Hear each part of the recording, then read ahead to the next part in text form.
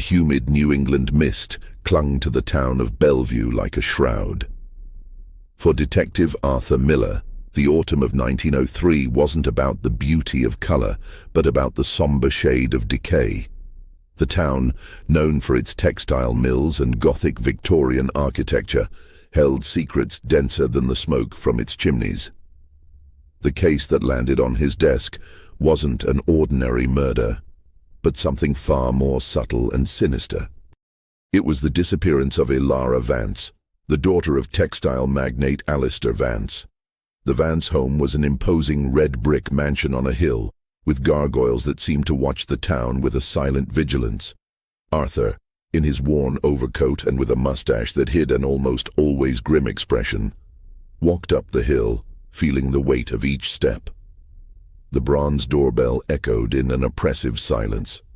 The door was opened not by a butler, but by Alistair Vance himself, a man with pale skin and sunken eyes, as if he were fighting a perpetual exhaustion. He didn't offer a handshake, just gestured for Arthur to enter. "Thank you for coming, Detective. I thought this would be a family matter, but days have turned into weeks. I'm desperate." His voice was a hoarse whisper. The living room was grand, but the opulence was muffled by an atmosphere of mourning. The air was heavy with the smell of damp and lavender. Mrs. Vance, a frail woman with a lace handkerchief in her hands, sat in a velvet chair, her gaze fixed on the unlit fireplace. "She just left," she murmured, her voice so delicate it was barely audible. "Elara would never do that. She was our light." Arthur looked at the case file. Elara Vance, 22 years old, missing for 3 weeks, no signs of forced entry, no ransom demand. He looked at Alistair. "Do you remember anything unusual on the night of the disappearance, Mr. Vance?" Alistair shook his head slowly. "Nothing. She said good night, said she was going to bed early, and in the morning, the bed was made, but she wasn't there." "What about her room? May I take a look?" Elara's room was an untouched sanctuary, a canopied bed, an oval mirror, and a mahogany desk. Everything in its proper place. There were no signs of a struggle or a hurried exit. It seemed as if she had simply evaporated. Arthur noticed a small leather-bound notebook on the desk. "What's this?" he asked, pointing to it. "Her diary," Alistair said, hesitating. "She always kept it close." Arthur opened it. The pages were filled with delicate handwriting. They weren't the poems or daydreams of a young woman. They were detailed notes about the Bellview family crypt, the mausoleum in Bellevue's main cemetery. Elara had researched the crypt obsessively, documenting every name, every birth and death date. She was obsessed with the crypt, Mrs. Vance said. She was always fascinated by history, but this was different. She spent hours there sketching, writing. The diary revealed more. There were drawings of a strange seal, an owl with a triangle on its forehead. The same symbol was engraved on some of the oldest names in the crypt. And there was a peculiar entry, dated a week before her disappearance. "The truth is not in the stones, but in what was hidden inside them. Their legacy is a secret that breathes."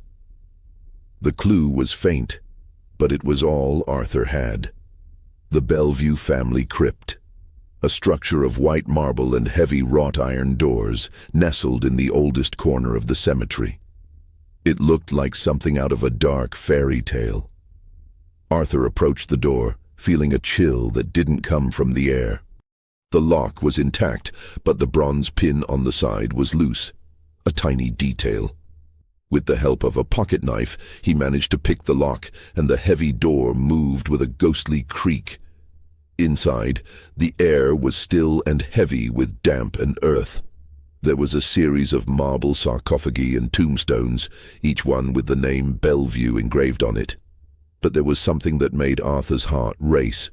A stone slab covered in moss and dirt was partially displaced. He lit a match and illuminated the small space.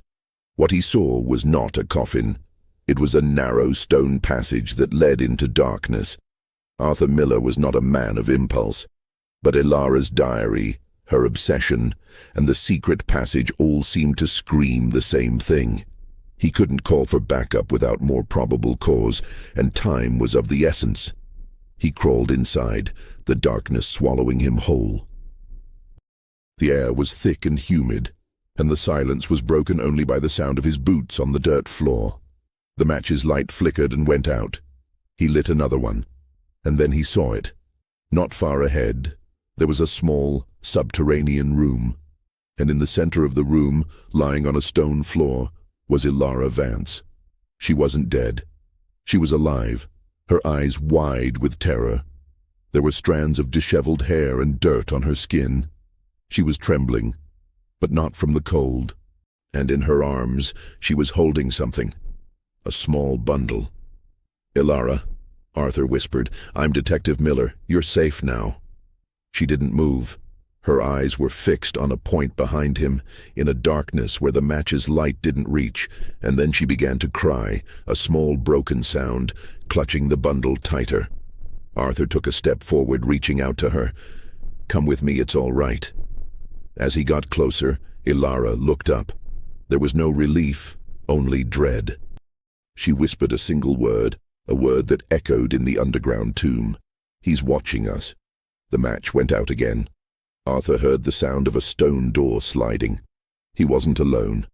The cold air of the crypt reminded him that the history of Bellview was more than a legend. It was a living, dangerous secret. Whatever Ilara had discovered, he was now in the middle of it. He couldn't go back to the light yet. He had to understand what was happening, who was behind it all, and maybe find a way to get out alive.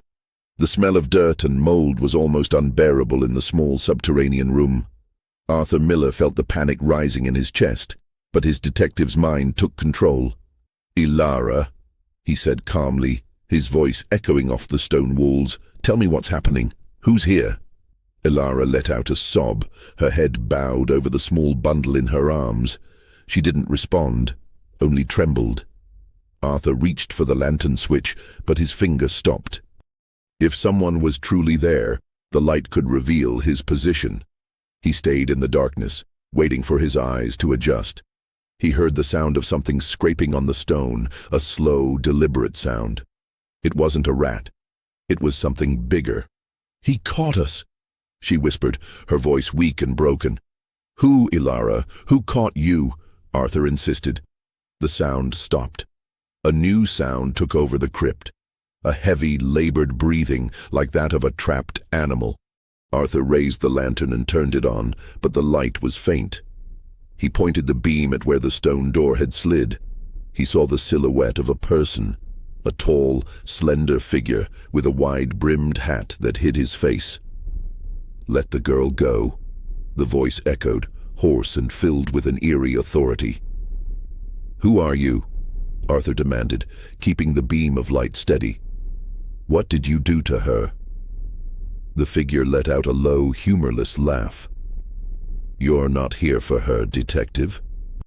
You're here for what she found." Arthur looked at the bundle in Ilara's arms. "What is that? What's so important about it?" The figure took a step forward, revealing the edge of a black overcoat. "It's the history, the truth that Mr. Bellview tried to bury." Arthur looked at the figure.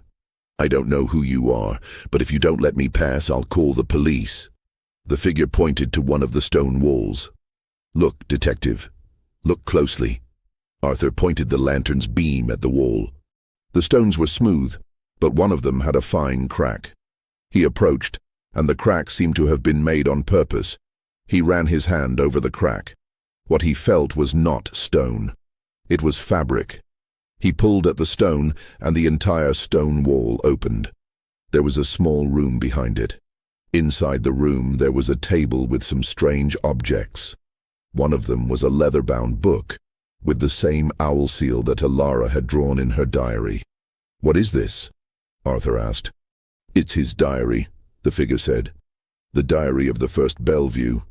He hid the story of how he made his fortune, of how he stole lives and destroyed families." The figure approached. He wasn't a magnate, he was a murderer. He used the fortune of people he killed to build his city. Arthur looked at Ilara, who was still trembling. "You have to let me take her," She's in no condition to be here." The figure stopped. "She belongs to this story, Detective. Just like her father. Just like her grandfather. Just like all of us. This is a family matter, a family secret, and it's not over yet." Suddenly, the figure lunged forward, not at Arthur, but at the bundle in Ilara's arms. Arthur reacted instantly, pushing Ilara behind him and drawing his service revolver. "Stop, or I'll shoot." The figure froze, but his eyes, hidden in the shadows of his hat, were filled with a burning intensity. He wanted that bundle, more than anything. He wanted what Ilara had taken. "I won't let you have it," Ilara said, her voice a newfound strength. She held the bundle closer to her chest. "It's the proof. He wants to destroy it." The man in the crypt let out a low growl of frustration. "You'll never understand, will you? This is my family's justice, my family's vengeance. You can't stop me."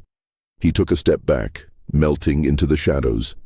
The air grew cold, and the sound of his breathing faded into the darkness. Arthur stood with his revolver raised, waiting, listening. But the crypt was silent. The man was gone. But Arthur knew he wasn't far. He had a witness, he had the proof, and he had a new enemy. He looked at Ilara, her face pale but determined. "What did you take?" he asked. She unwrapped the bundle, her hands shaking. It wasn't the diary. It was a small, tarnished silver locket. Arthur looked at it, confused. "What is this?" "It's the key," Ilara whispered. "The key to everything. He wanted to destroy it, because it proves that his legacy is a lie. That his family's fortune was built on the blood of others. This locket, it belongs to a girl who came looking for her father. A girl named Lillian." Arthur's mind reeled. The disappearance of a young woman named Lillian from the Bellview Mills in 1899 was a cold case he had read about. It was never solved. And now, this locket, this strange small object, had just blown the case wide open. The Bellview Crypt case was no longer a mystery. It was a cold, chilling tale of murder, greed, and a family that had been hiding its bloody secret for over a century. The air grew heavy with the weight of the unknown. Arthur Miller, his heart a frantic drum against his ribs, pointed his lantern at the shadowy figure. The voice, a low rumble of gravel and resentment, belonged to a man, but his face remained hidden beneath the wide brim of his hat. He was no ordinary thief, no common criminal. He was a guardian of a secret, and now Arthur and Ilara were caught in the middle. "Let her go," Arthur repeated, his hand on the hilt of his service revolver. He had drawn it without thinking, a reflex born of years on the force. "And you'll do what, Detective?" The man's voice was mocking. "Shoot me, in the tomb of a family whose secrets you're about to uncover. A family that controls this entire city." Arthur's mind raced. He was outnumbered, cornered in a subterranean tomb with a terrified young woman. The man's words carried a chilling truth. Bellevue was built by the Vances and the Belleviews. They had power, connections. If he pulled that trigger, he could be burying his own career, maybe even his life. "I don't know who you are or what you've done," Arthur said, his voice firm, "but this is a young woman in need of help. You're a kidnapper." "Am I?" The man chuckled, a sound devoid of mirth. "She found the truth. She was looking for it, and she found it. The Vances, they aren't kidnappers. They are her family, and they couldn't let her speak." Ilara whimpered, her face still buried in her knees. "He's telling the truth," she whispered, her voice thin as a thread. "My father, he knows what they did." Arthur's head spun. Alistair Vance, the grieving father, was a captor. It made a dreadful, twisted sense. The lack of a ransom note, the undisturbed room. He wasn't trying to hide a crime. He was trying to hide a family secret. The figure was not a criminal, but perhaps another key piece of this puzzle. "What is this secret?" Arthur demanded. He took a calculated step, moving slightly to the left, trying to get a better angle on the man while keeping an eye on Ilara. The man pointed a gloved hand toward the hidden room. It's all in there. The ledger of lies, the story of how the Bellview fortune was truly made. Murder, deception, betrayal. The city of Bellview was built on a foundation of blood, and the Vances have been guarding that legacy for generations. You're a descendant of one of the victims, Arthur said, a sudden realization dawning on him. The man's hatred was too personal, too deep to be anything else. The figure was silent for a moment, and in that silence, Arthur felt the weight of a century of injustice. Yes, the man said, a bitter edge to his voice. My great-grandfather was a brilliant architect. He drew the plans for the first Bellview mill. Silas Bellview offered him a partnership, a chance to build an empire. He took my great-grandfather's plans, his money, and then he made him disappear. Buried his remains, his fortune, and his name. The man's story was a chilling echo of Ilara's diary. It wasn't a tale of ghosts or curses, but of pure human evil. A legacy built on murder. And you've been watching them all this time? Arthur asked, a new respect for the man's determination beginning to form. For years, the man said. I've been gathering evidence, piecing together the truth from old records, from whispers in the dark. And then I found her. Ilara. Her obsession with the crypt was not a coincidence. She was following the breadcrumbs, the same ones I was. But she was too close to home. Her father found out, and he had to stop her before she exposed the truth to the world. Arthur looked at Ilara, who had now raised her head, her eyes wide with a horrifying understanding. He didn't want to hurt me, she said, her voice shaking. He said he was protecting the family name, that this was all for me. He had to keep me here until I understood. The situation was far more complex than a simple kidnapping. This was a family drama of the most macabre kind, an intergenerational conflict where one man's greed from over a century ago was still poisoning the present. So you came here to expose them? Arthur asked the man. To get the diary, the man said, pointing to the leather-bound book in the secret room. It has everything, the coded entries, the names, the locations, the proof. Arthur looked at the small, fragile figure of Ilara, clutching her own evidence. He then looked at the silent tomb, a prison built by a loving father to protect his family's grotesque secret. He made a decision. He had to get out, and he had to do it with both Ilara and the diary. All right, Arthur said, his voice a low command. I will help you expose the truth, but we need to get out of here, both of us, right now. He took a step towards the man, but the figure stiffened, his hand moving towards his pocket. Arthur saw a glint of metal, not a gun but a small, sharp object. A shiv, perhaps. You're not taking the book, detective, the man said, his voice hard. This is my justice. I've waited too long. Arthur knew he couldn't reason with him. This man was driven by a century of pain. He had to act fast. He flicked the lantern switch, plunging the crypt back into pitch darkness. The man gasped in surprise. The unexpected darkness was all the opening Arthur needed.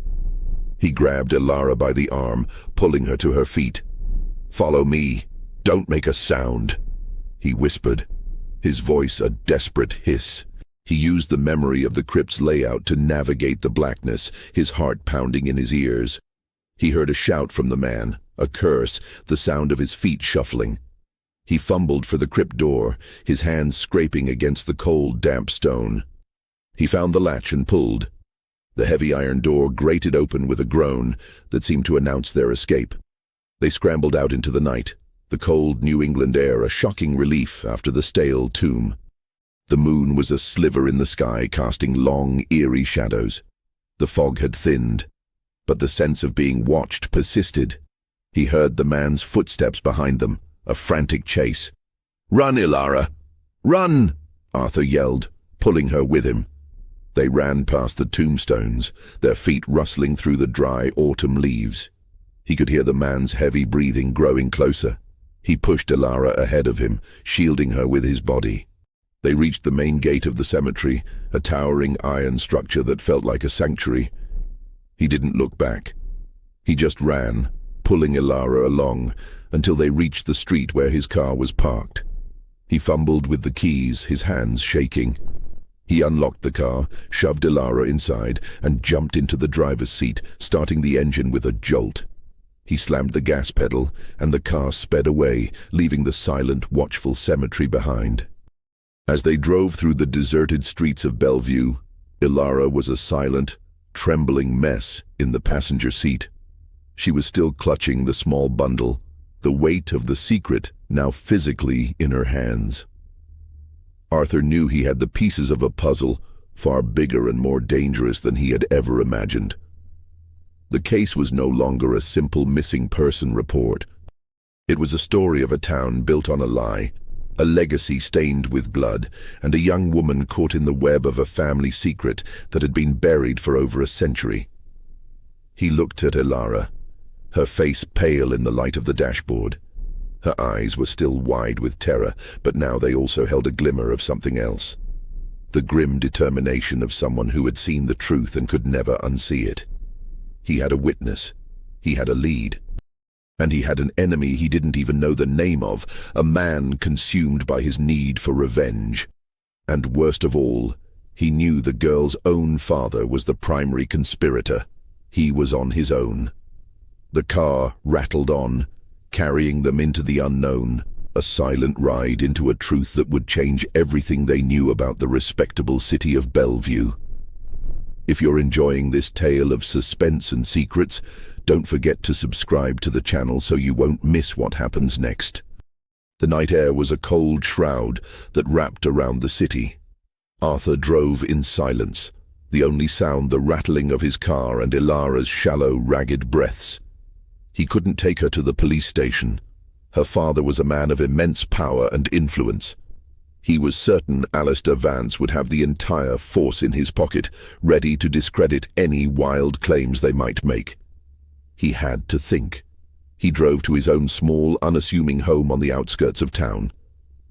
It was a modest, two-story house, a stark contrast to the Vance mansion. It was a place of safety, a refuge from the storm that was brewing. He helped Ilara out of the car and guided her inside. She moved like a sleepwalker, her eyes distant, her mind lost in the horror of what she had discovered. "Ilara," he said softly, his hand on her shoulder. "You're safe here. I have some blankets, some hot tea. We'll get you a doctor in the morning, someone I can trust." She didn't respond. She just sat on his sofa, clutching the little bundle she had taken from the crypt. It wasn't the diary. Arthur realized with a jolt. She was holding a small, leather-bound box. He looked at the box, and a wave of nausea hit him. It had the same strange symbol as the diary, the owl with the triangle on its head. "What is that, Ilara?" he asked. She didn't speak. She just held it out to him, her hands trembling. Arthur took the box. It was heavy, and the leather was old and cracked. He opened it, and inside, nestled on a bed of old velvet, was a small, tarnished silver locket. He opened the locket, and inside were two tiny, hand-drawn portraits, one of a stern-looking man with a mustache, and a second, a young woman with a kind smile.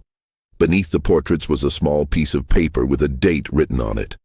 October 23rd, 1899. "It belonged to a girl named Lillian," Ilara whispered, her voice a ghost of a sound. "She was a mill worker." Arthur looked at the locket, then back at Ilara. What happened to her? Ilara finally began to speak, the words tumbling out in a rush, as if she had been holding them back for a lifetime. "Silas Bellview was a monster," she said. "He hired my great-grandfather, a brilliant architect named Arthur Sterling. He promised him a partnership in his new mill, but instead he took his plans, his money, and he killed him." "Wait," Arthur said, the pieces of the puzzle clicking into place. "The man in the crypt. He said his great-grandfather was an architect who was murdered by Silas Bellview." "Yes," Ilara said, a single tear rolling down her cheek. "That was him. His family's name was Sterling. He was not a partner. He was a victim. And the locket? Arthur asked. Lillian was Arthur Sterling's daughter, Ilara said, her eyes welling with more tears. She came looking for her father, and she found out what Silas had done. He couldn't let her expose him, so he killed her too. He hid her body in the old mill, and he buried her locket in the crypt, in a secret compartment. I found it in my research. I don't know why, but I felt a connection to her, like she was trying to tell me something. Arthur's mind reeled. The city of Bellview, the place he had called home his entire life, was built on a foundation of murder. He looked at the locket in his hand, a small, sad testament to a family's tragedy. And then he looked at the little leather-bound book that Ilara had also managed to grab. He opened the book. It was not a diary, as he had first assumed. It was a ledger. Page after page of cryptic entries, names, and dates, all written in a spidery hand. Arthur recognized the code from old police files. It was a common way for criminals to hide their activities. He began to decipher it, his detective mind taking over. He saw names and numbers. A. Sterling, P.L. Vance, J.K. Carter.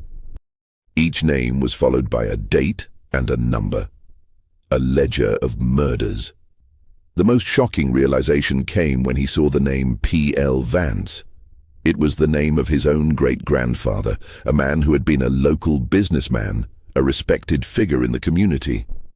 Arthur read the entry over and over again, the words a cold dagger to his heart. It was a detailed account of how Silas Bellview had blackmailed and threatened his great-grandfather, forcing him to invest in his businesses and sign over a large portion of his estate. Arthur's family had been a victim too. He saw the pattern now. Silas Bellview was not a magnate, he was a predator. He had built his fortune by preying on the weak, the vulnerable, the unsuspecting. He had used blackmail, intimidation, and murder to build his empire. And the Vance family, Alistair Vance's family, had been his partner in crime. The Sterling family, the Carters, and countless others, all of them had been swallowed whole by the Bellview machine. He looked at Ilara, her face a pale mask of exhaustion. "Ilara," he said, his voice a low whisper, "you found it. You found the whole truth. Not just about your family, but about so many others." She looked at him, her eyes empty. "I just wanted to know. I just wanted to know why he was so obsessed with the crypt. My father. I never knew. I never knew he was capable of this." Arthur closed the ledger, the weight of a century's worth of secrets in his hands. He knew he couldn't keep this to himself. He needed help. He needed someone who would not be afraid to take on the powerful Vance family. He needed someone with a voice that could not be silenced. He needed a journalist. A good one. He knew just the person. A woman named Sarah Jenkins, a tenacious reporter for the Bellevue Herald. She had a reputation for digging up the truth, no matter how much dirt she had to wade through. He would call her in the morning. He would show her the locket, the ledger, and the living witness. And together they would expose the most disturbing family secret America had ever known. The morning sun, pale and watery, did little to dispel the gloom that hung over Arthur's small house. He had spent the night poring over Silas Bellevue's ledger, a chilling document that felt more like a map to hell than a family record. Ilara was asleep on the sofa, still wrapped in the blanket he had given her, the silver locket clutched in her hand. She was safe, for now. But he knew her safety was as fragile as the glass of a window. Her father, Alistair Vance, was a powerful man, and he would not be pleased that his secret had walked out of the crypt with him. Arthur knew he couldn't face this alone. He needed an ally, someone outside of the Bellevue police force who wouldn't be swayed by Alistair's influence. He needed Sarah Jenkins. He found her at the Bellevue Herald's office, a cramped, chaotic space filled with the clatter of typewriters and the smell of stale coffee. Sarah was a woman in her late 20s, with an unruly mass of auburn hair and a pair of sharp, intelligent eyes that missed nothing. She was the best investigative journalist in the city, known for her relentless pursuit of the truth, even when it led her into dangerous territory. "Arthur Miller," she said, her voice a mix of surprise and mild exasperation. "To what do I owe the pleasure? Last I heard, you were chasing down a missing girl, not chasing down leads for my stories." Arthur didn't waste time on pleasantries. "I have a story for you, Sarah. The biggest one of your career, and it's not a lead. It's the truth." He led her to a quiet corner of the office, away from the prying ears of her colleagues. He laid out the ledger, the silver locket, and a few of Ilara's diary pages. He watched her expression change from skepticism to professional curiosity, and finally to shock. She picked up the locket, her fingers tracing the delicate etchings. "This is from the 1890s. And the note, Lillian, October 23rd, 1899. I remember that case. A missing mill worker, never solved." "Because it wasn't a missing person case," Arthur said, his voice low. "It was a murder. One of many, according to this." He pointed to the ledger. "This is Silas Bellview's own record of his crimes, coded but not unbreakable. He called his murders investments, his victims assets." Sarah's eyes widened. "The founder of Bellview, the city's golden boy. This is insane, Arthur." "Is it?" he challenged. "Look at the names, look at the dates. The man who was supposedly a brilliant magnate was a monster who built his fortune on blackmail and murder. And the Vance family, Ilara's own family, were his accomplices." He explained the hidden room, the man in the crypt, and the chilling realization that Alistair Vance had imprisoned his own daughter to protect the family legacy. He described Ilara's fragile state, the trauma of her discovery and imprisonment. Sarah listened intently, her face a mask of concentration. She was a reporter, but she was also a woman of compassion. She could see the human tragedy beneath the dry, historical facts. "You said you found this in a secret room in the Bellview Crypt. How do you know this is a complete record?" "I don't," Arthur admitted. "The man in the crypt, a descendant of one of the victims, mentioned another location, an old mill. He said Silas Bellview stored his assets there. I think it's where he hid the bodies, the stolen fortunes, and more documents." Sarah's gaze hardened, the glint of a hunter in her eyes. "The old Bellview mill on the outskirts of town. It's been abandoned for years. Nobody goes there. It's the perfect place to hide a century-old secret." "We go tonight," Arthur said. "I can't risk anyone else getting to it first. And if Alistair Vance finds out we have this, we're both in danger." "Tonight it is," Sarah said, a determined glint in her eyes. "But we're not just going to search for documents. We're going to search for the truth. Every single one of them. We'll expose the entire Bellview family for what they really are." They spent the day preparing, studying the layout of the old mill from city records. The mill was a massive, sprawling complex, a labyrinth of rusted machinery and crumbling brick. It was a monument to Belleview's industrial past, and now, they suspected, a tomb to its dark, buried history.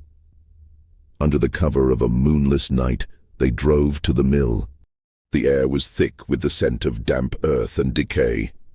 The place was a ghost of its former self, its massive windows like empty eyes staring out at the world. They found a small, unlocked side door, a relic of a time when security was less of a concern. Inside, the mill was an echoing cavern of shadows. The moonlight that filtered through the broken windows cast long, skeletal fingers on the dusty floor. The air was cold, and the silence was so profound it seemed to hum. They followed the directions in the ledger, which spoke of a second ledger hidden in the heart of the machine. The clues led them to the main turbine room, a cavernous space filled with enormous silent machines. They found a loose stone in the floor near a massive boiler. It was a small, almost imperceptible detail, but it was enough. With a crowbar they had brought, they pried the stone loose, revealing a hidden compartment beneath. Inside, nestled in a waterproof tin, were more ledgers, maps, and a small sealed bottle. Arthur carefully pulled them out, his heart pounding with a mix of dread and exhilaration. The ledgers were filled with more names, more dates, and a series of detailed drawings of specific properties in Bellview, many of which were now prominent landmarks. One of the maps had red X's on it, marking locations where things had been buried. The most significant finding was a small handwritten note from Silas Bellview himself. It was a confession, detailing his crimes and his plan to pass his legacy of lies on to his son, who would be adopted by the Vance family, so the Bellview name would be cleansed. And the small bottle? Arthur opened it. Inside was a small, curled piece of parchment. He unrolled it carefully. It was the will of Arthur Sterling, the architect. In it, he left his entire estate to his daughter, Lillian. But the will was not signed by him. It was a forgery, signed by Silas Bellview. "He didn't just murder them," Sarah whispered, her voice a mix of awe and disgust. "He stole their legacies, he rewrote their lives, and then he buried them. He didn't just build a fortune on greed. He built it on erasing people from history." Arthur felt a chill run down his spine. The horror wasn't in a ghostly presence or a supernatural force. It was in the meticulous, cold-blooded evil of a man who saw other people as nothing more than assets to be acquired and disposed of. The Bellview Crypt case was no longer just about a missing girl. It was a chilling testament to the darkest depths of human depravity. They had the proof. Now they just had to figure out how to use it to bring down one of the most powerful families in America. The air in Arthur's small living room was thick with the scent of old paper and the quiet hum of a gas lamp. He and Sarah had spent the rest of the night poring over the documents from the mill, piecing together a terrifying mosaic of greed and murder. The ledgers were a chronological record of Silas Bellview's rise to power, each entry marking a new victim and a new acquisition. The Bellview fortune was not the product of industrial genius. It was the spoils of a ruthless campaign of theft and murder.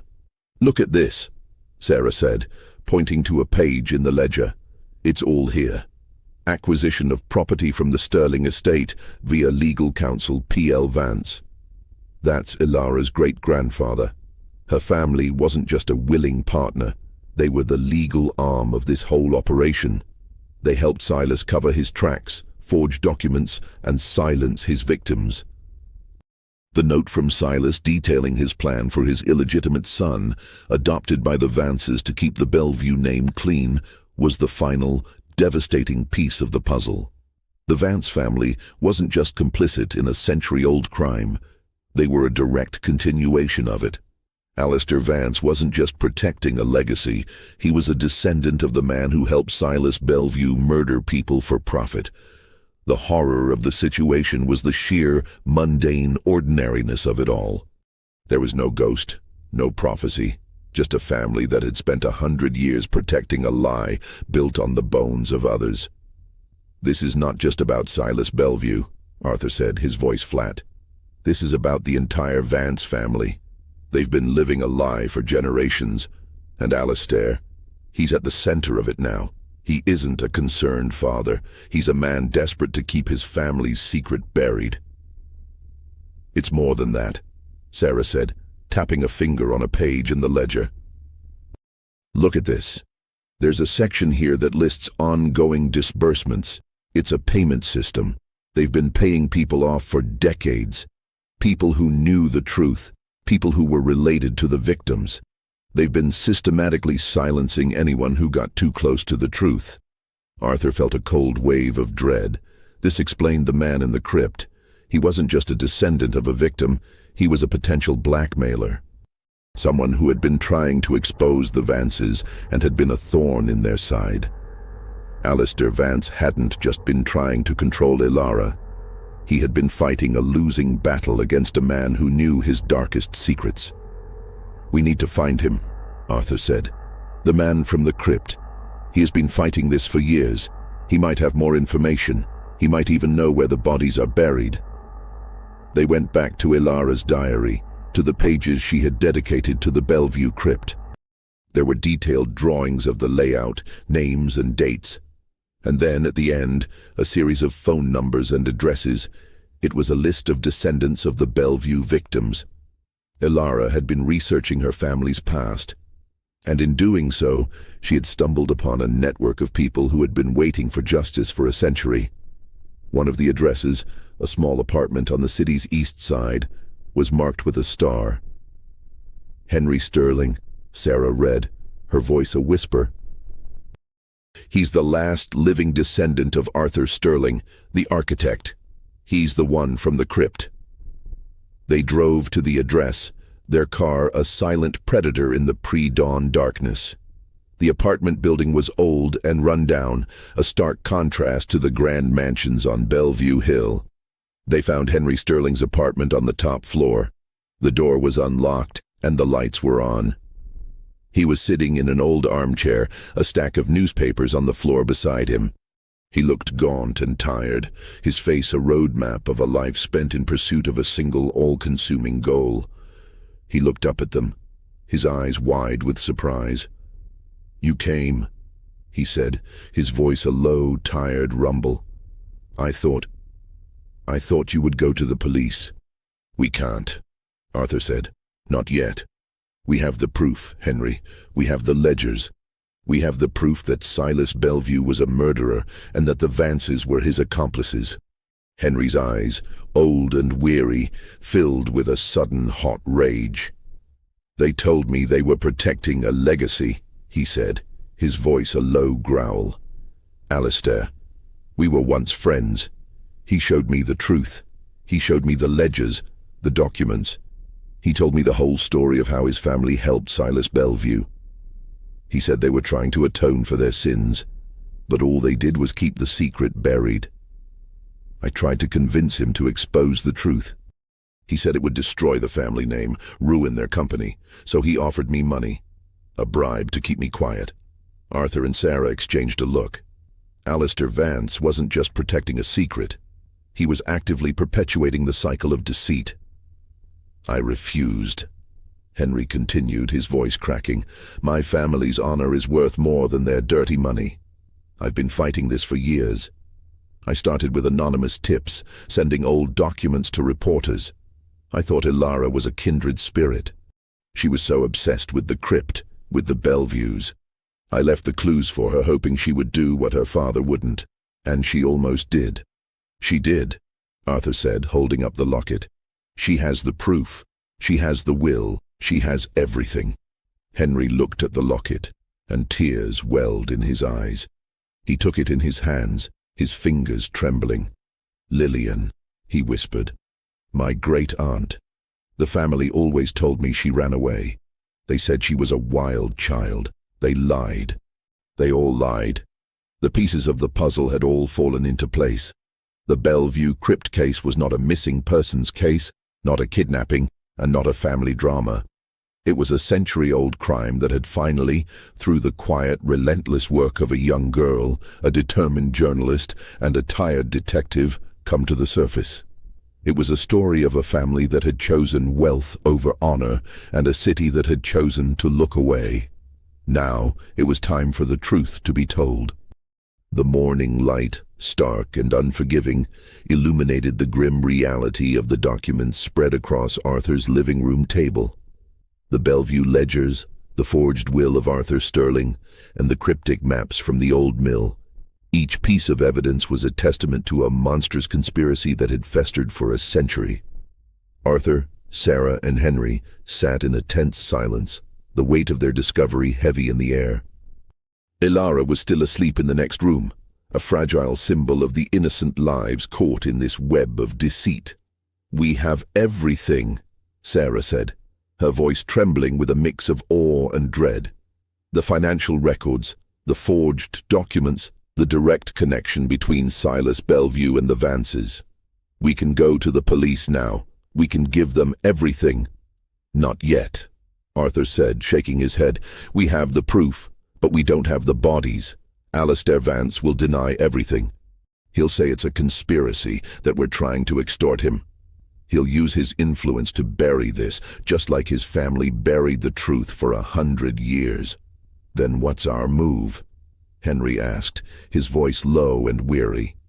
He had spent his entire life fighting this, and now, at the precipice of victory, he was afraid it would slip away. Arthur's mind, a trained instrument for investigation, saw a path forward. A final, psychological gambit. They had to force Alistair Vance to confess. They had to confront him with the evidence, and with his own daughter, and watch his facade crumble. "We go to him," Arthur said, his voice firm. "We take all this evidence, and we present it to him. We show him we know everything. We force him to a breaking point. He's a man who has spent his entire life protecting a lie. He's not a killer.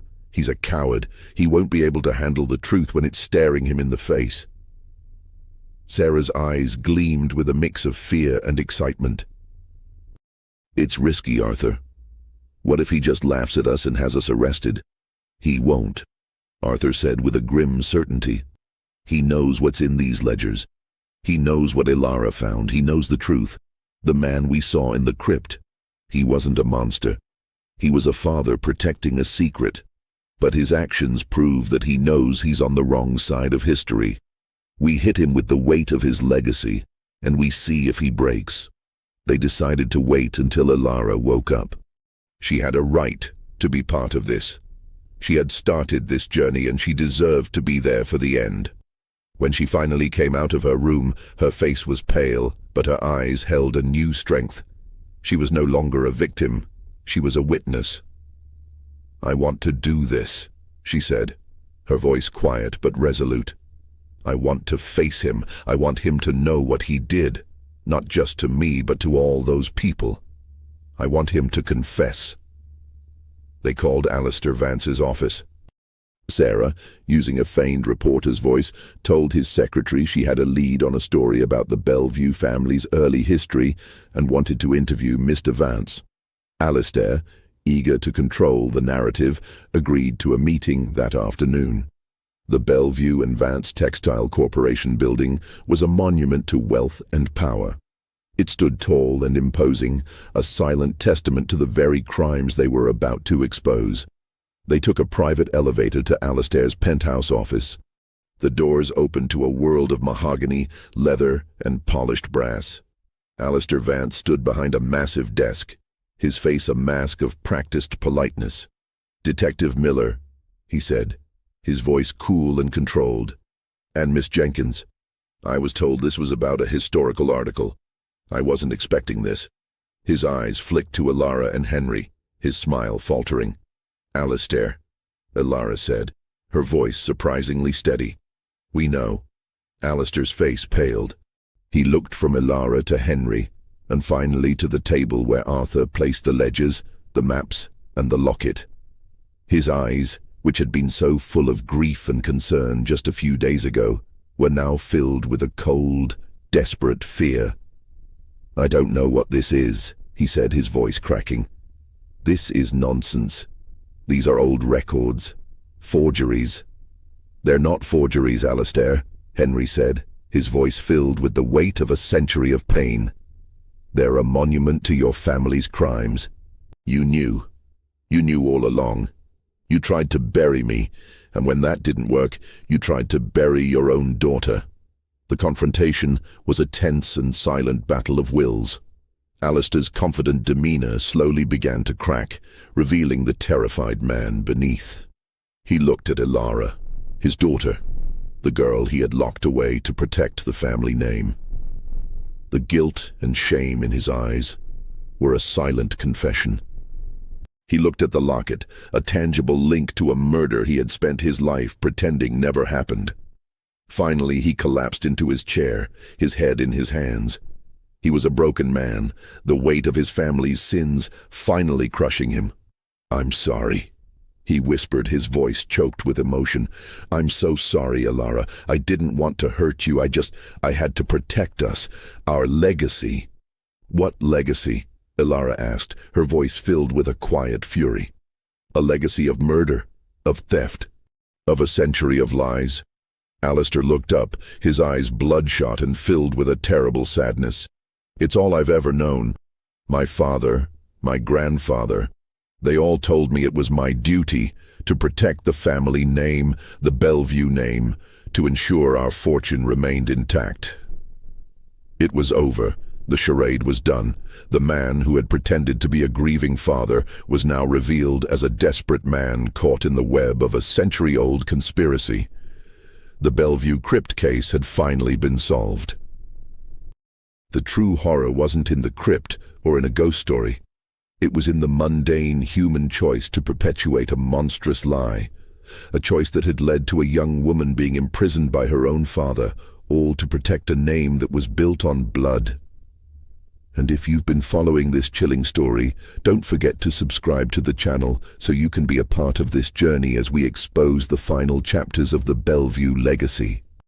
The opulent office, once a symbol of prestige and power, had become a chamber of reckoning. Alistair Vance, the great magnate, was reduced to a weeping, broken man, his carefully constructed world of lies crumbling around him. The ledgers, the forged will, and the silver locket lay on his polished mahogany desk, cold and unyielding evidence of a family's heinous past. Arthur, Sarah, and Henry watched him, their own emotions a complex mixture of vindication and pity. Ilara stood a little apart, her face a mask of bewildered sorrow. She had come here seeking answers, a confrontation with the father who had imprisoned her. But she had found a man so broken by his family's legacy that he barely resembled the man she knew. My father told me about it when I was a boy, Alistair confessed, his voice a raw, broken whisper.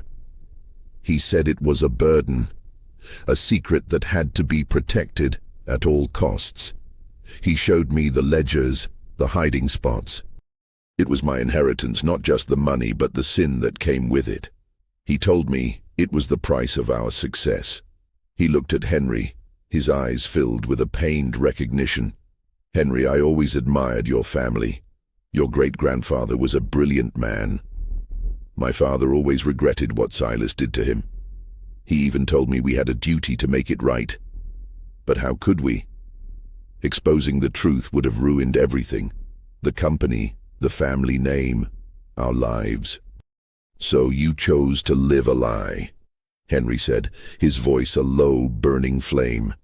And when my great-aunt Lillian came looking for her father, your family just let Silas kill her. You buried her and pretended she never existed. Alistair flinched at the accusation, the shame palpable in his posture. My grandfather, he knew what Silas was doing. He tried to stop him, but Silas had too much leverage. He had the power, the money, the secrets. He threatened to expose our family's involvement, to ruin us all. So my grandfather looked away. He looked away, and he passed that burden to my father, and my father passed it to me. And you passed it to your daughter, Arthur said, the bitterness in his voice as sharp as a blade. You imprisoned Ilara, not because she was in danger from an outside threat, but because she was a threat to your own carefully constructed lie. You were willing to sacrifice her freedom to protect your fortune. No!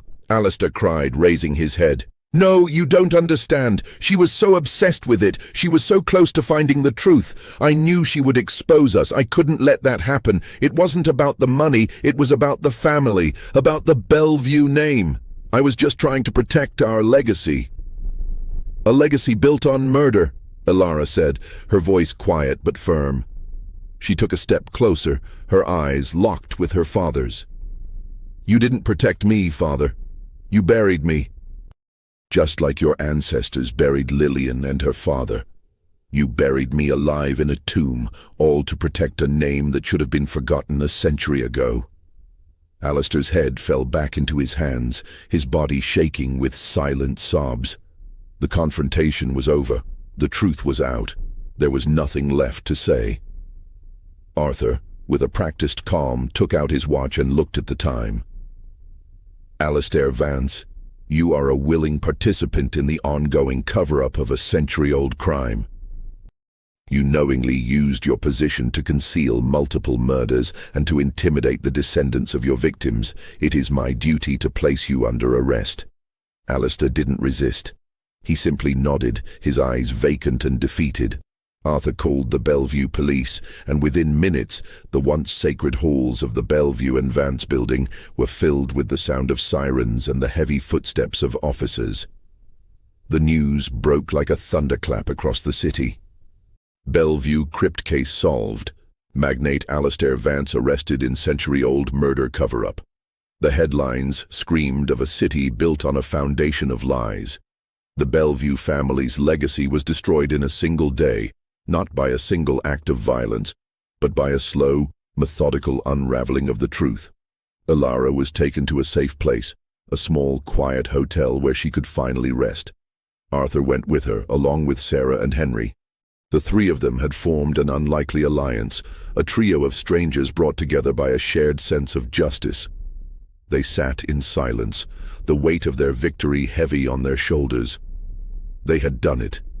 They had exposed the truth. But at what cost? Ilara, once a sheltered, privileged young woman, was now an orphan of sorts, her family name stained with blood. Henry had found his justice, but he was still a man, haunted by a century of loss.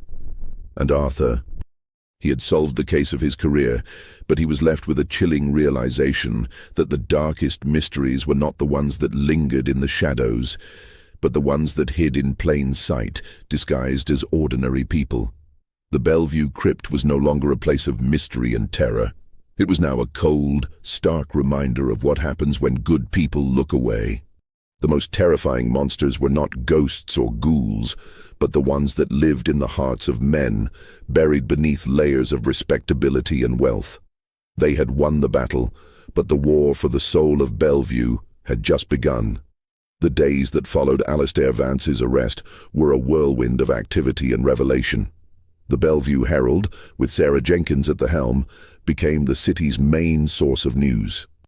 Her front-page exposés, backed by the undeniable evidence from Silas Bellevue's ledger, laid bare the full, sordid history of the Bellevue family.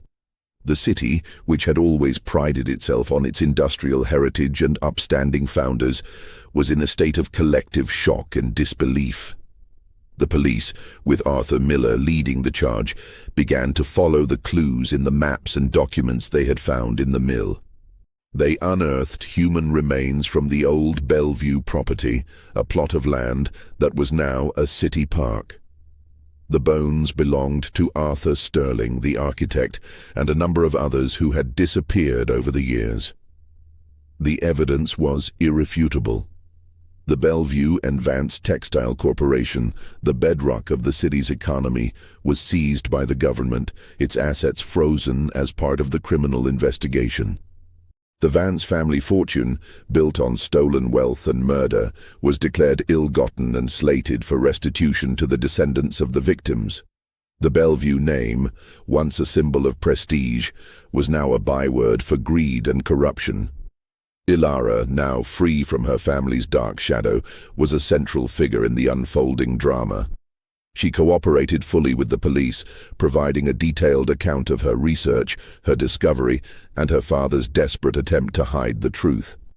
She also found herself at the center of the media storm, a reluctant heroine who had risked everything to expose the truth. Henry Sterling, his life's work finally complete, was a man transformed. The bitterness and rage that had consumed him for so long were slowly replaced by a quiet sense of peace. He attended the police press conferences, his face a silent testament to the century of suffering his family had endured. He was the living embodiment of the justice that had finally arrived. Arthur Miller, the detective who had stumbled into a historical conspiracy, was hailed as a hero. His quiet, methodical work had brought down one of the most powerful families in the state.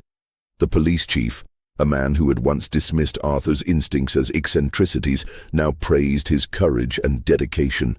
But Arthur remained grounded.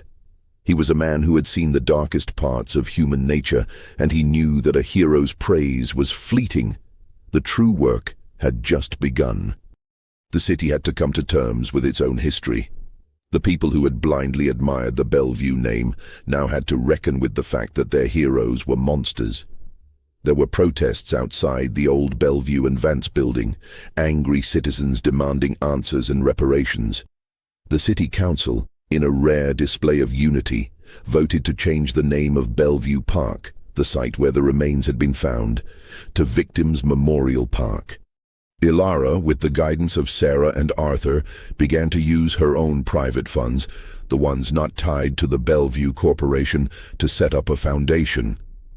The purpose of the foundation was to help the families of Bellevue's victims, to restore their honor, and to tell their stories. It was an act of personal atonement, a way for her to use the money that had been tainted by her family's crimes to do good. She was no longer Ilara Vance, the daughter of a magnate. She was Ilara, a woman determined to build a new legacy, one based on truth and justice. The Bellview Crypt was no longer an attraction. It was sealed off, a police evidence marker on its iron doors. The city had no idea what to do with it. Some wanted to tear it down, to erase the ugly history it represented. Others, like Arthur and Ilara, believed it should remain as a grim reminder, a silent monument to the victims. The story of the Bellview Crypt case became a national sensation. It was a story that transcended its local setting, a chilling reminder that the most terrifying secrets are often the ones hidden in plain sight, protected not by magic or monsters, but by wealth and power. It was a testament to the fact that the truth, no matter how long it takes, always finds a way to the surface. The case was closed, but its repercussions were far from over. The city of Bellevue was now a city of reckoning, a city that had to confront its past in order to build a future. Arthur knew that the real work had just begun. The legal battles, the community healing, the rebuilding of trust. It would take years. But for the first time in a long time, he felt a sense of purpose. He was no longer just a detective. He was a guardian of the truth. The weeks turned into months, and the shock waves of the Bellview Crypt case slowly settled into the hard reality of a city irrevocably changed. The Bellview and Vance building was a ghost, its grand entrance boarded up, its windows dark and empty. The Bellview family name, once synonymous with power and wealth, was now a symbol of disgrace. Alistair Vance was a shell of his former self, awaiting trial, his confession, and the mountain of evidence against him, making a conviction a certainty. Arthur Miller found a quiet satisfaction in the aftermath. He had been offered a promotion, but he turned it down. He preferred the quiet, methodical work of a detective, the pursuit of truth that had defined his career. He had become a local hero, a man whose instincts had unraveled a century-old mystery. But he knew the true heroes were Ilara, Sarah, and Henry, the people who had risked everything for justice. He spent his free time with Ilara, helping her with the foundation she had started. It was called the Bellview Truth Foundation, a deliberate and defiant reclamation of the Bellview name. The foundation's mission was to provide financial and emotional support to the descendants of Silas Bellevue's victims. Ilara, no longer the timid girl she had been, was a force of nature, her determination fueled by a deep desire to atone for her family's sins. She was in the process of tracking down every single family mentioned in Silas Bellevue's ledgers, working tirelessly to restore their dignity and honor. Sarah Jenkins, the tenacious journalist, had won a national award for her series of articles on the case.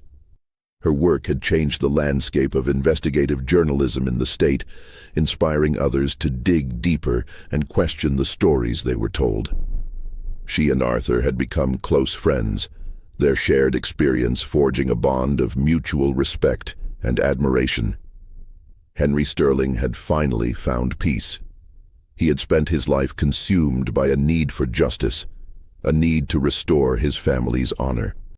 With Alistair's confession and the public exposure of the Bellevue crimes, his mission was complete. He visited the new Victims' Memorial Park often, a quiet, contemplative figure standing on the very ground where his great-grandfather's bones had been found. He no longer felt the weight of a century of injustice. He was finally free. The Bellview Crypt remained.